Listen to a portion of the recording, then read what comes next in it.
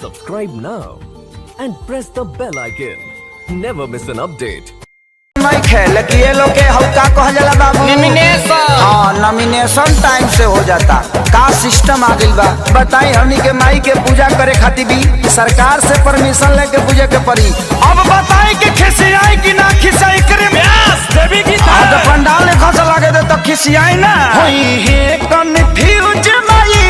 देखी के इंदरा संग मतिया बमराइल जे बैठल प्रशासन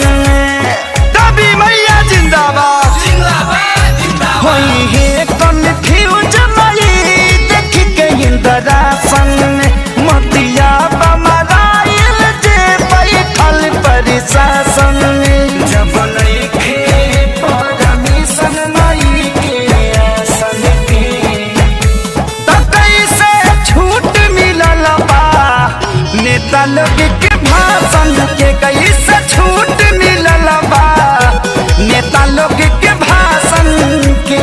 दबी मैया जिंदाबाद जिंदाबाद जिंदाबाद अरे भैया जिंदाबाद जिंदाबाद जिंदाबाद अड़हुल फुलवा कहाँ चढ़ेगा वाली के धाम में लाल चुनरी कहाँ चढ़ेगा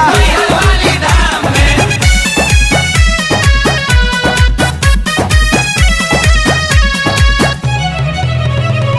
रैली में भरल लोगवा से कोना कोना पूजा में जुटबो तो हो जाई कोरोना भांग खा के कानून बनावत रहलो रैली में भरल लोगवा से कोना